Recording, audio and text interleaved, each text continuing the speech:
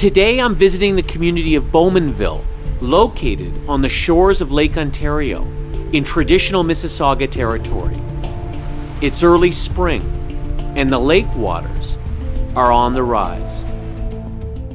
Flooding is the #1 threat in Ontario, #1 threat in Canada. It is the #1 cost to government in recovery. It is the #1 cost to banks, the #1 cost to insurance companies. Yet there's no public education on what you should do as a homeowner. I think the story that needs to be told is less about where we live and more about the decisions that we've been living with and the inactions that we've been facing from our government elected officials. For the past few years, the shoreline residents have had their backs pushed against the wall by all 3 levels of government, while the waters of Lake Ontario have been steadily rising and are now knocking on their doors. In the 1970s, the government of Ontario approved the construction of a deep water shipping pier despite warnings that it would eventually completely erode the beaches and the protective shorelines. The government next approved the construction of a giant quarry that destroyed 50% of the protective marsh and wetlands that were instrumental in flood prevention.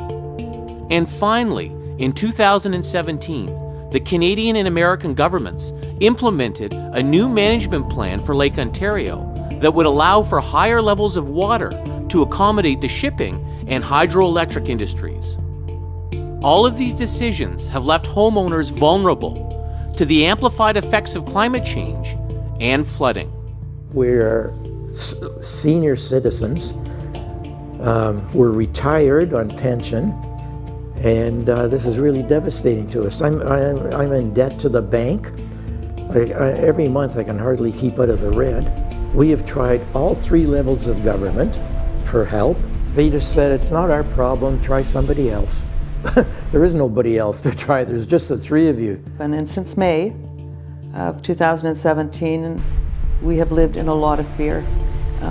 I've had some depressive episodes because of it, where I'm not functioning too well, because I keep picturing what's going to happen and how are we going to handle it. It's not a very nice way to live.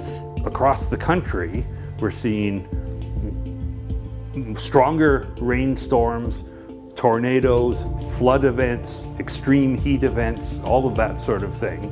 And that's grabbing people's attention, and the floods are coming earlier and earlier. I mean, we had a flood in southern Ontario in mid-February this year where tragically that little boy, 3-year-old boy, lost his life in that flood in the Grand River. That was the middle of February we had that. So, you know, we're seeing the winter season shortening, the rainy season lengthening, more rain, more intense rain, and that really challenges the infrastructure. The climate has changed, and it's going to change even more drastically.